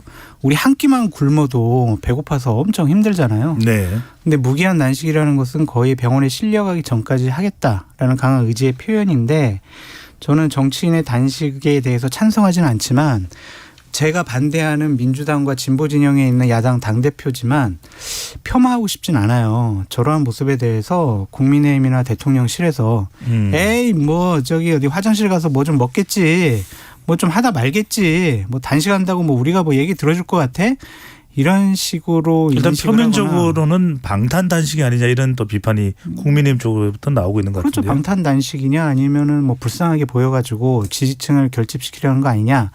그런 정치적인 의도도 있을 거예요. 하지만은 야당 당대표가 단식을 하는 것에 대해서 좀 다르게 좀 받아들여줬으면 좋겠어요. 만약 진짜 정말 막 정신 잃고 병원에 실려가고 그렇게 해봐요. 네. 이거는 다른 차원의 문제로 확대될 수밖에 없거든요. 그래서 단식이 그냥 단식으로 끝나지 않고 여야 간 대화 협상을 하고 좀 상호 존중하는 하나의 분기점이 됐으면 좋겠다라고 말씀드립니다. 네. 자, 이렇게 되니까 강대강 대치 국면입니다. 대통령은 연차 내에서 강성 발언을 하고 또 홍범도 장군 흉상 이전과 관련해서 여야가 또 대치하는 상황이 나오고 있고 자, 이런 정치적 상황이 총선에는 어떤 영향을 미칠지 두 분께 미리 여쭤봤더니 장성설 소장께서는 망했다. 서영주 부대변인은 이게 나라냐. 먼저 서영주 부대변인 이게 나라냐. 어떤 의미로 하신 말씀이세요? 이제 선거만 따져서 유불리는 솔직히 논평하고 싶지는 않아요. 뭐 그게 국민의 삶에 얼마나 지대한 영향을 미칠지. 각 당에는 표와 의석수가 중요하겠지만 중요한 거는 지금 국민들이 고통받고 있다는 것을 과연 여야 공이 느끼고 있는지, 특히나 집권 여당인 국민의힘 그리고 국정을 책임질 대통령께서 표에 어떤 영향을 미칠지에 대해서 고민해서 뭔가 이런 액션을 했다면 정말 이게 나라가 아닌 것이지요. 그러니까 국민의 중심이 되는 나라 걱정을 해야 되는데 표 계산, 총선에 어떤 영향을 미칠지, 지지층, 내 지지층을 어떻게 결집시킬지 이런 거에 계산하에 연차 내에서 그런 폭탄 발언하셨다면 이거는 나라를 이끄는 지도자로서의 자격이 없다라고 저는 평가하고 싶은 거예요. 그래서 이게 나라냐고 하는데 저는 1년 6개월에 지난 윤석열 정부를 평가하면 이태원 참사에 대응했던 윤석열 정부 네. 이게 나라냐. 오송 참사에서 죽어갔던 그 국민들의 목숨 속에서 아무것도 책임지지 않는 사람들 이 정부 이게 나라냐. 잼버리 지났는데도 지난 정부 탓하고 있는 이 정부 이게 나라냐. 그리고 최근에 최수근 상병 의 죽음에 있어서 지휘자를 빼내 안 빼내 하는 이런 논란까지 있는 이런 현 용산 대통령실 또 이게 나라냐라고 할 수밖에 없는데요. 저는 연차 내에서 이런 여러 가지의 산적된 문제점 속에서 오른쪽 날개로만 날겠다고 선언해 버렸잖아요. 왼쪽을 잘라내 버리셨어요. 근데 이러면은 누가 고통스럽죠? 정치권에서는 서로 싸우는 이념 전쟁이 벌어질지 모르지만 민생은 누가 돌보냐 그겁니다. 그래서 국민들은 지금 한숨 쉬면서 이게 나라냐라고 지금 통곡을 하고 있다. 네. 장 선생님은 망했다라는 말씀이죠. 선거에 유리하지 않을 것 같아요. 국민의힘에. 보수층 결집도 안 될까요? 분열될 것 같아요. 왜냐하면은 많은 보수 측에서 윤석열 대통령을 옹호하고 지지했던 분들조차도 가까웠던 분들조차도 홍범도 장군 이거 흉상 이전 이거 문제가 있다라고 지적을 많이 하고 있고 또한 지금 이념이 가장 중요한 것이냐 민생과 경제가 중요한 것이 아니냐 그런 비판도 많이 나오고 있고요. 또한 국민들께서 지금 가장 중요하게 생각하는 게 이념이라고 생각하지 않을 것 같아요.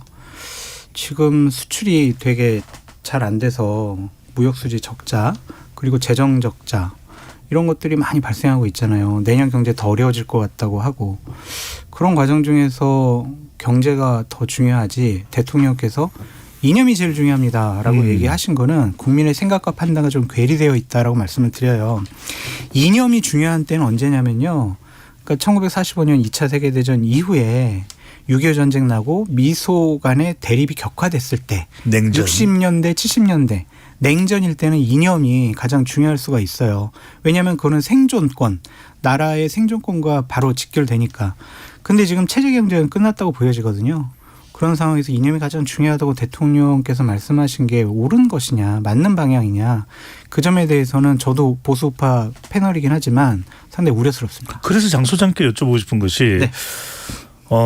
보수 정당에서 보좌진으로도 오래 또 네. 생활을 하셨는데 연찬에도 상당히 강성 발언이었고 네. 윤석열 대통령 민주평통 간담회에서의 발언도 있고 여기서 대통령의 이 발언의 네. 이 목적은 뭘까요? 어떤 전략이나 뭐 소신이나 이런 걸로 봐야 될까요? 얻는 건 뭘까요? 그런 거는 없는 것 같아요. 그냥 대통령의 생각과 판단과 고집과 신념이 아니냐, 그런 좀 생각이 듭니다. 윤석열 대통령은 누가 옆에서 참모들이 이건 이렇게 하셔야 되고요, 저건 저런 것이 옳고요, 이렇게 얘기한다고 해서 그래 맞아, 그래 네 말이 맞다, 네가 하라는 대로 할게, 이런 스타일 아니시거든요. 그러니까 본인 스스로 어디선가 뭐 이런 것들을 보셨거나 아니면은 평소에 관심이 있었던 것들이 이번에 좀 나타난 것 같다라는 생각이 드는데, 상당히 연찬회라든지 민주평통 뭐 회의를 통해서 우려스러운 말씀을 윤석열 대통령이 하셨는데,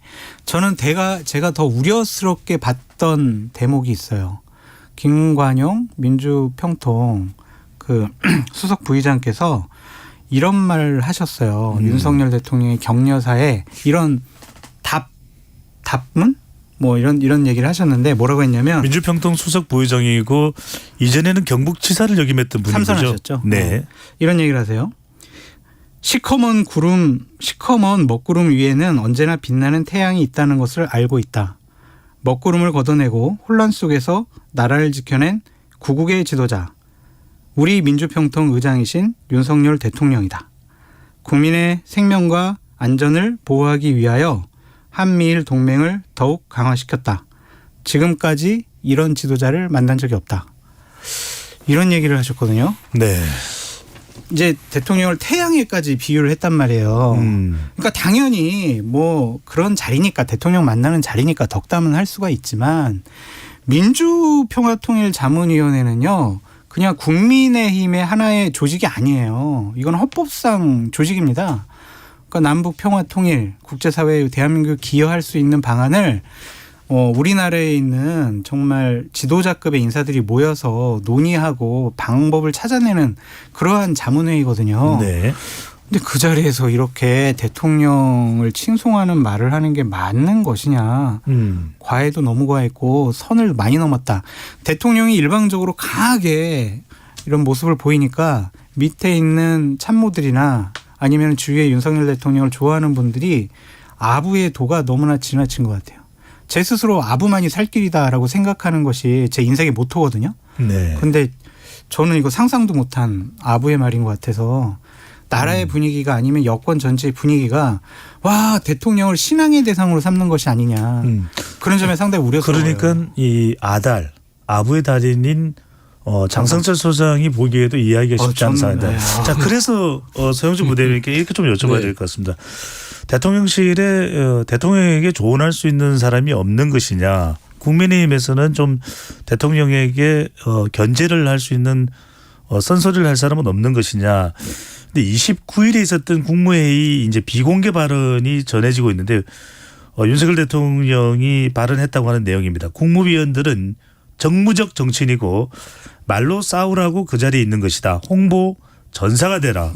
어떻게 이해를 해야 될까요? 그러니까 뭐 아까 장 소장님께서 얘기했지만 김관용 수석 부의장.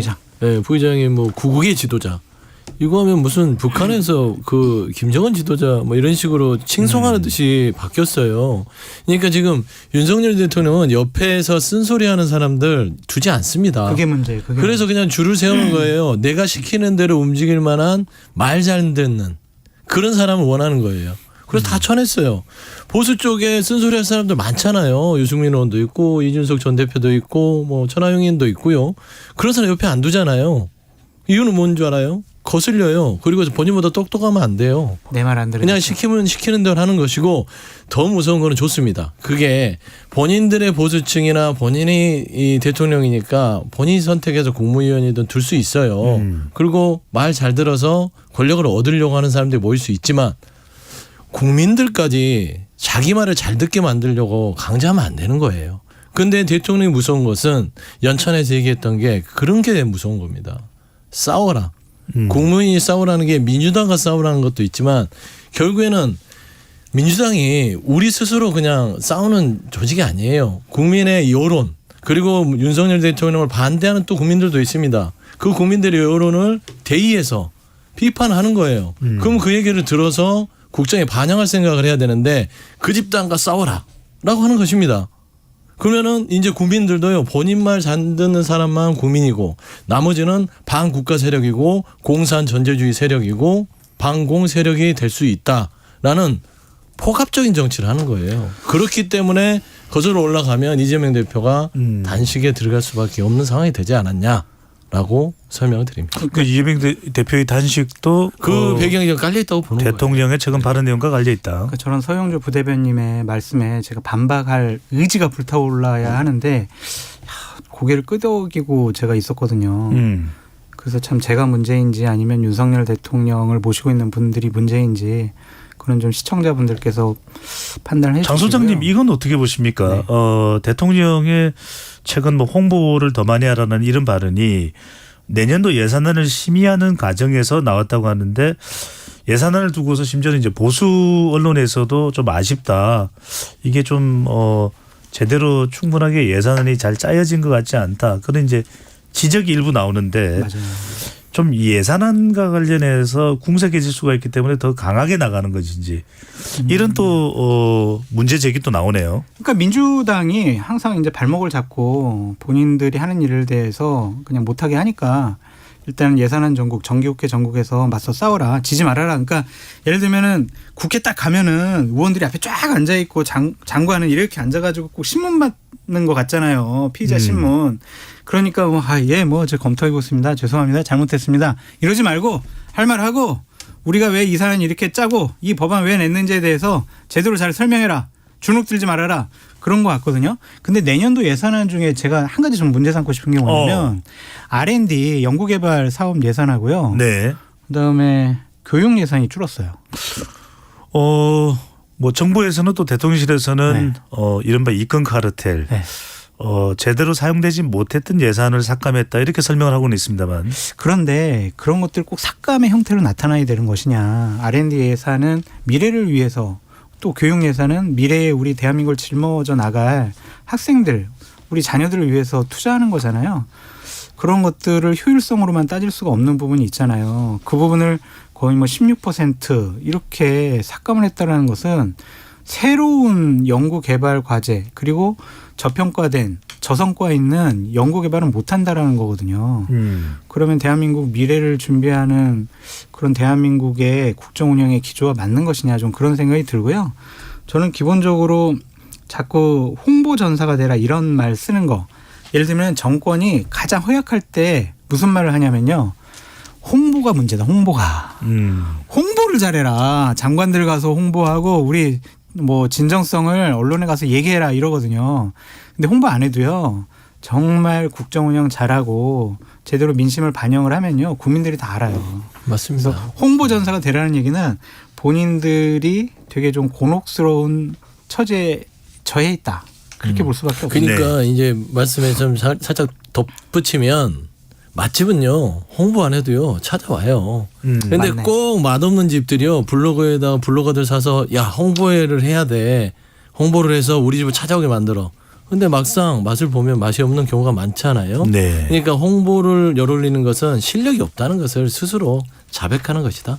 라고 말씀드리고 싶습니다. 네, 오히려 실질적으로 더 잘하는 게 필요하다라는 두 분 말씀인데, 자 홍범도 장군 이야기로 넘어가 봅니다. 이야기 언제까지 해야 될지는 모르겠습니다만, 자 국가보훈부가 이 서운 박탈까지 검토를 한다 이런 이야기까지 나오고 있습니다. 박민식 장관은 중복 서운이다. 훈장을 2번 받는 것을 문제 삼았는데 2번 받았다는 의미는 뭐고 박탈 사유가 되는 겁니까 어떻습니까? 찾으면 있겠죠. 근데 여운형. 저는 여운형. 홍범도 여운형. 근데 유관순 열사도 소문이 2개인 걸로 알고 있고요. 네. 근데 이제 이게 참 부끄러운 일이에요. 지금 홍범도 장군이 어떤 분인데 홍범도 장군을 제대로 근거 없이 뭐 논거 없이 공산주의자를 만든다. 이런 일이 자행하고 있는 정부가 지금 멈춰야 되는데 이게 보훈부 장관인가요? 보훈부 장관입니다. 보훈부 장관께서 이런 일을 대통령한테 대통령님 이건 국방부 장관이 결정했다 하더라도 이건 도저히 용납할 수 없는 부분입니다라고 해야 되는데 서훈을 박탈한다. 홍범도 장군이 다 아실 거예요. 구글링만 해보세요. 다 나옵니다. 인터넷에. 네. 홍범도 장군이 어떤 인물이고 일본에 대항하기 위해서 소련 공산당과 힘을 합쳐서 일본과 대항했어요. 소련 당시에 미국과 연합 형태로 있었기 때문에 소련 공산당은 북한의 공산당과 다른다는 건 다 아는 사실 아닙니까? 그런데 서훈을 2개를 문재인 정부에서 줬는데 이게 아깝다고 생각하는 건가요? 저는 묻고 싶어요. 잠깐만요. 세영조 부대변인께서 조금 전에 박민식 본부 장관이 국방부 장관에게 홍범도 장군 관련은 따져야 된다는 얘기했는데 일각에서는 윤석열 대통령의 의지가 담겨 있다 이런 이야기도 있거든요. 그래서 못 따지는 것이죠. 제가 그 말을 하는 것입니다. 통상 국무위원이면 국방부 장관이 육사에 있는 홍범도 장관이 흉상을 치운다 하면 그 근간을 또 뒷받침하는 게 본부 장관 아닙니까?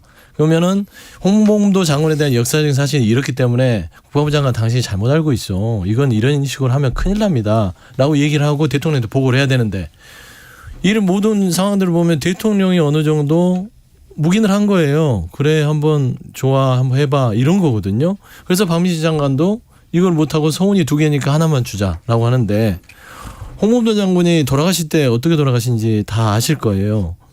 우리 항일 투쟁을 하시다가 소련과 이 여러 가지 협력을 하다가 쫓겨나서 카자흐스탄 가지 않습니까? 1943년이 사망한 시기였죠. 그래서 작고를 하셨는데 43년 전에 카자흐스탄에 가셔가지고 거기에 있는 극장에서 수의를 하세요. 그 장군님이. 그리고 쓸쓸하게 돌아가십니다. 그리고 거기에서 번 돈을 또 후배 독립군단한테 줍니다. 그렇게 살았던 분인데 손 하나 더 주는 게 아까워요. 그런 거예요. 저는 그런 부분에서 이 정부는 너무 야박하다. 저는 그런 말씀입니다. 그러니까 박민식 장관은 중복 서훈은 상훈법에 어긋난다.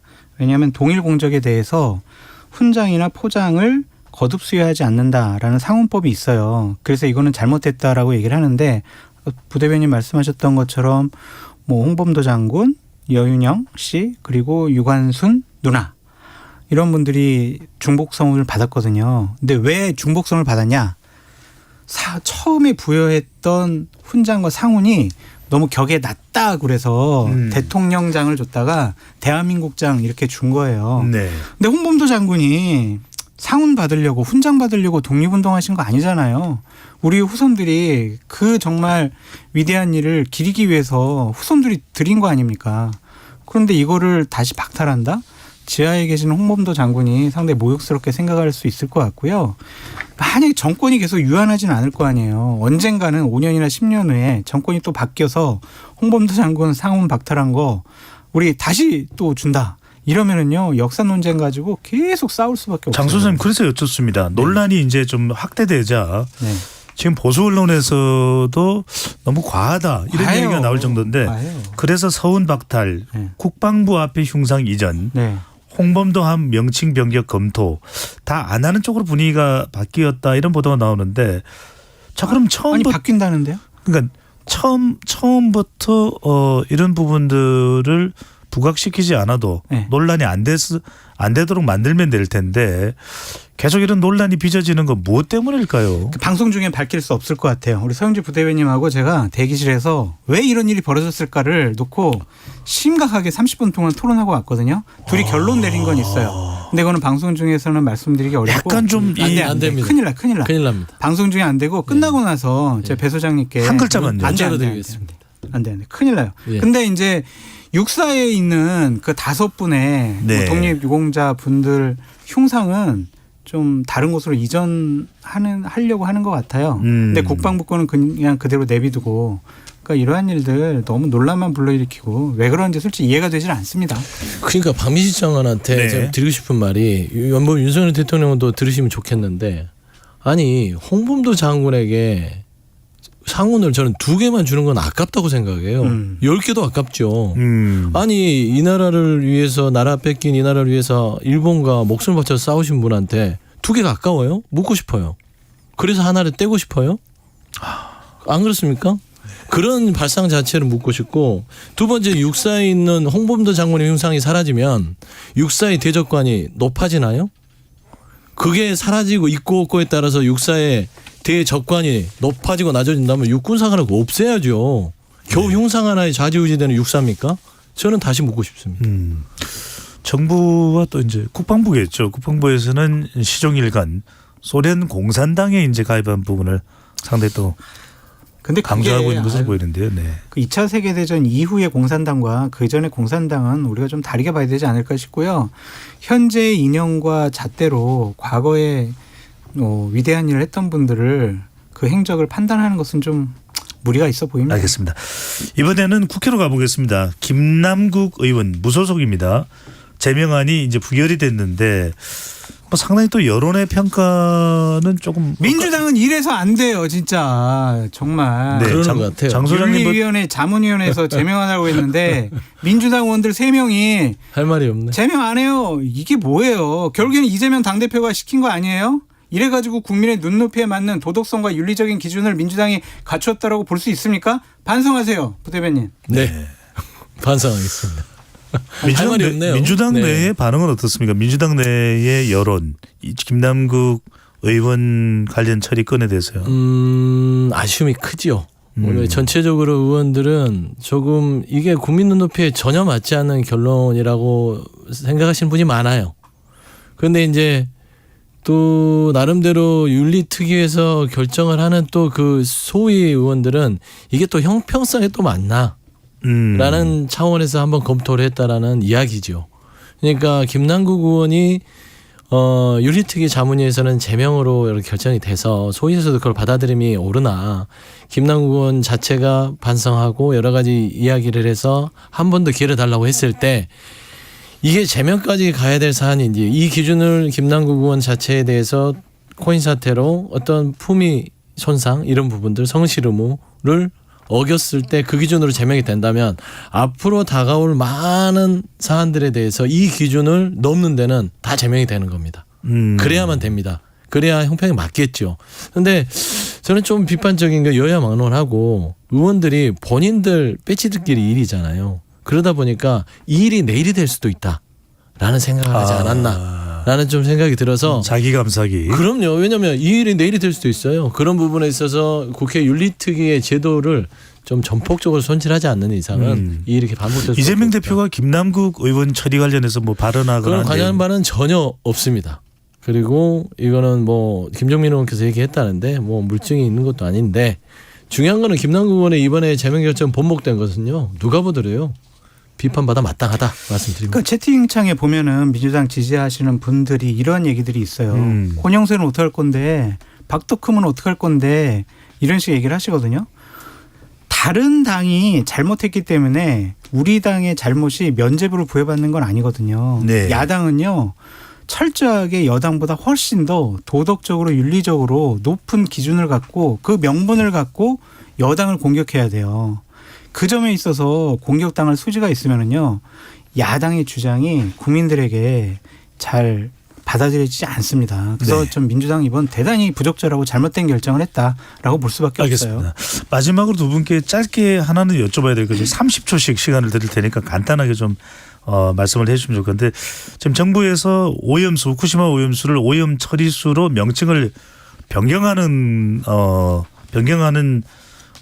변경에 이제 나서고 있는데 이 부분에 대해서 서영주 부대변인요. 아니 오염수도 오염 처리수든 바다에 버려진 핵 오염수는요 명칭이 바뀐다고 바뀌지 않습니다. 그 말로 가늠하겠습니다. 정부에서 자기네들 오염처리수라고 부르고 싶으면 불러라. 근데 다른 사람들이 오염수라고 부르는 것에 대해서 억압을 하거나 강압을 하거나 통제하려고 하는 생각하지 말아라. 대한민국은 자유민주주의 국가다. 그렇게 말씀드립니다. 네, 알겠습니다. 지금까지 서용주 민주당 상근 부대변인 장성철 공론센터 소장과 함께했습니다. 두 분 말씀 잘 들었습니다. 감사합니다. 감사합니다.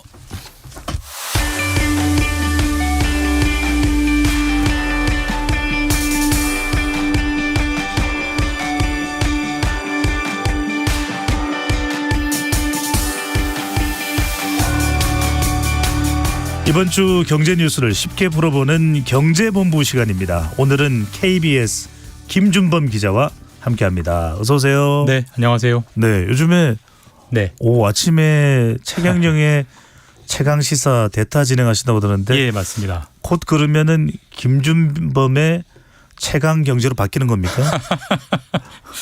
뭐 그럴 일은 없고요. 이번 주 대타 그냥 겨우겨우 힘겹게 하고 있습니다. 네. 진행을 너무 잘하신다고 또 정평이 나 있던데. 뭐 과찬의 말씀이십니다. 알겠습니다. 네. 자, 경제를 또 워낙 쉽게 설명해 주시는 분이니까요. 자, 지금 우리 국민들이 가장 관심을 크게 기울이고 있는 것은 바로 정부 예산안입니다. 예. 총 지출은 656조 9천억 원. 2005년 이후 19년 만에 가장 적은 폭의 증가다, 이런 이야기를 하고 있는데, 자, 아직은 최종 예산이라고 볼 수는 없습니다. 국회에 이제 그 심사를 거쳐야 되는 것인데, 자, 간단하게 예산안의 주요 핵심 내용을 한번 요약해서 설명해 주신다면요. 이번 윤석열 정부는 사실 이제 재정 지출을 좀 아껴서 쓰겠다, 효율화시키겠다, 이걸 거듭 강조했잖아요.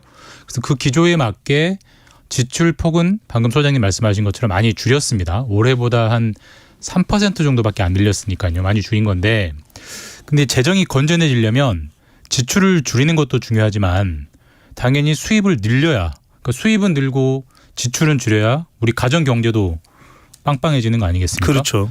근데 지출을 조금 늘리는 데는 성공은 했는데 수입은 전혀 늘리지 못했고 오히려 수입이 대폭 감소합니다. 그러니까 실제로 지출은 한 2% 정도 늘렸고요. 수입은 3% 정도 줄어요.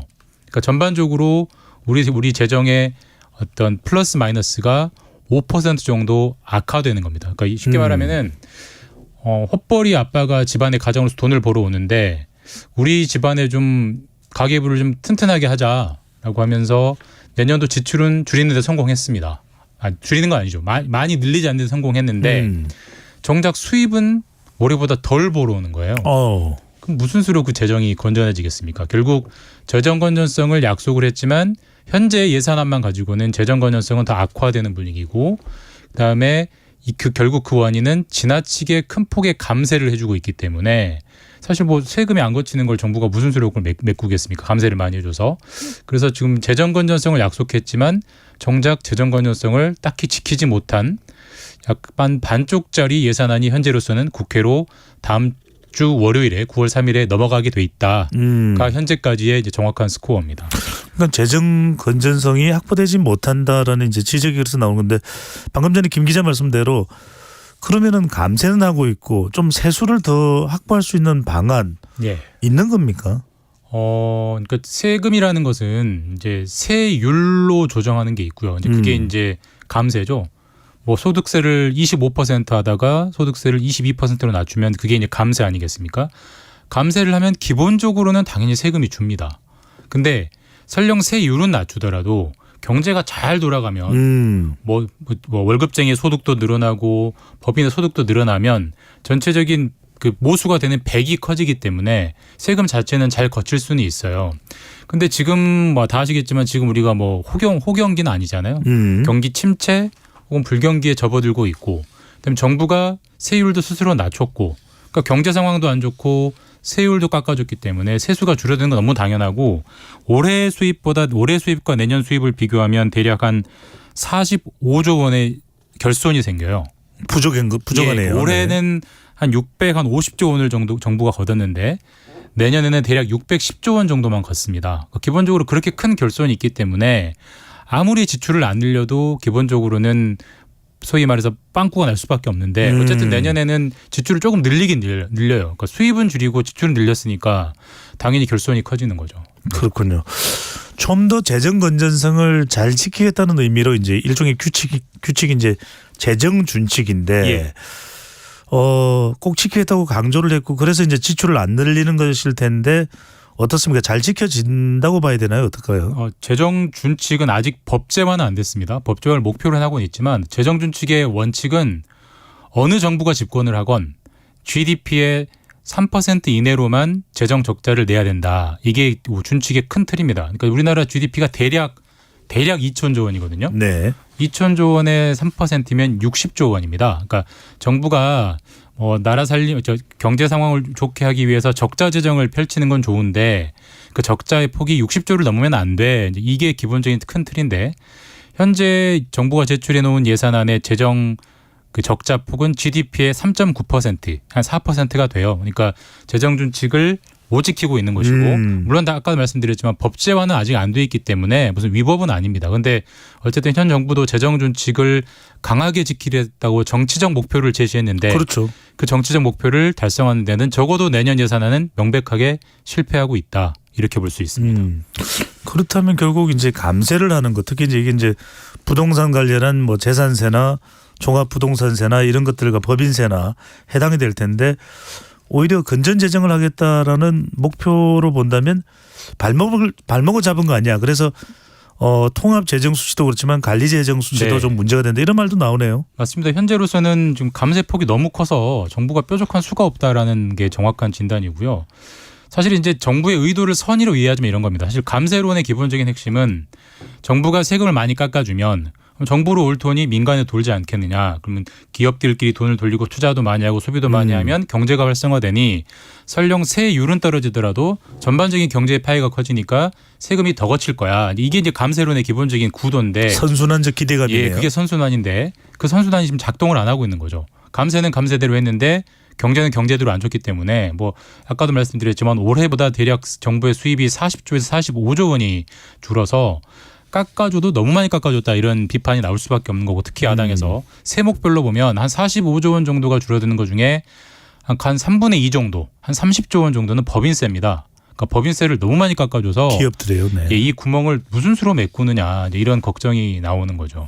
그럼 법인세를 깎아준다는 거는 이제 기업들이 더 장사를 잘해서 네. 세금을 더 많이 내는 것을 이제 기대하는 것인데 과연 그렇게 될지 안 될지 그 부분이 상당히 또 관건이 되는데 정부가 앞서 이제 김기범 기자가 말씀하셨던 대로 23조 원 정도의 이 지출 구조 조정을 했다. 네. 세부 내용은 공개되지 않았습니다만 대체로 확인되는 바로는 기재부가 연구개발 비용 또 국고 보조금 사업을 상당히 삭감을 했다라고 이야기를 하고 있는데 이 부분은 어떻게 평가를 하십니까? 그러니까 정부가 23조 지출 구조 조정을 했다는 것은 23조 원을 깎았다는 게 아니고요.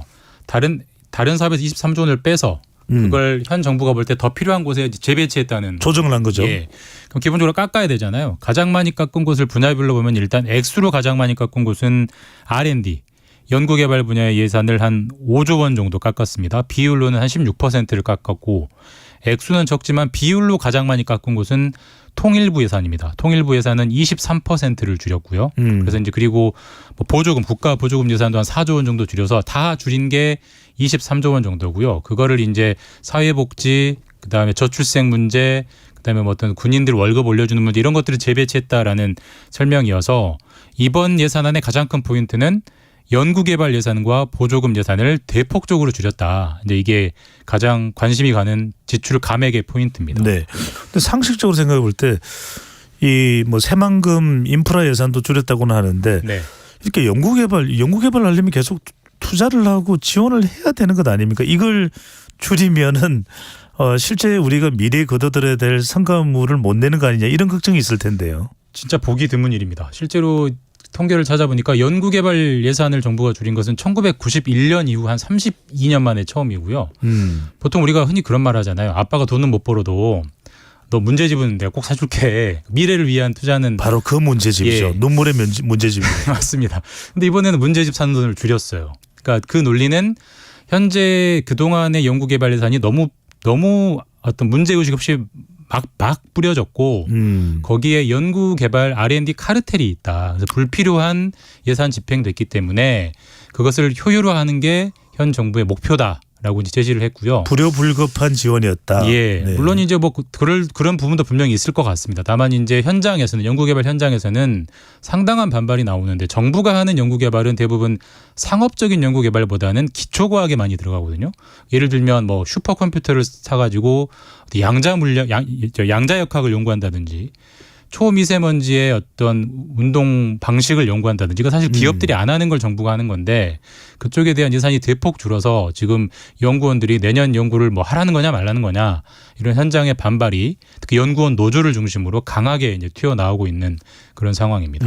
그렇다면 R&D 지원 예산까지 줄여가면서 확보한 그 돈이 그럼 주로 어디 쪽으로 가는 겁니까? 어디 쪽에 뭐 노인복지라고도 이 확인이 되고 사회 간접 자본 쪽이 좀 늘어나는 것도 같은데 어디 쪽으로 많이 가게 되는 겁니까? 일단 필요한 곳으로 가는 것도 있습니다. 저출생 자산으로도 갔고요. 요즘 문제가 많이 되는 마약 대응 쪽으로도 갔고 가장 많이 간 곳은 노인복지입니다.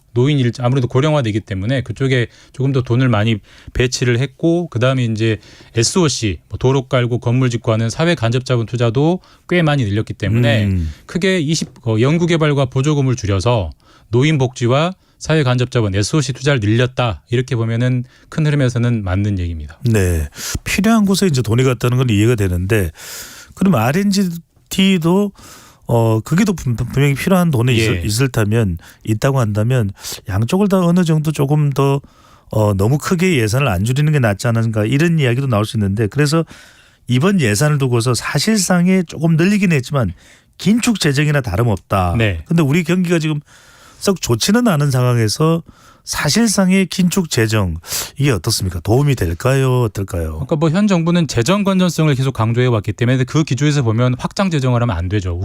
자기 모순이 되잖아요. 웃기는 건데. 근데 지금 경제 상황에서는 상당히 많은 전문가들은 아니 경기가 안 좋을 때는 정부가 좀 돈을 풀어서 경제가 좀 잘 돌아가게 해야 되는 거 아니냐. 더군다나 정부가 돈을 푸는 것은 기본적으로 소득 재분배 효과가 있거든요. 그러니까 약자를 좀 더 도탑게 도와주는 측면이 있는데 그 기능을 안 하면 어떻게 하자는 거냐 이런 비판이 있고요. 특히 야당 중심으로 그게 당연히 이제 정기국회 예산안 심의 과정에서 얼마나 반영될 거냐는 뭐 지켜봐야죠.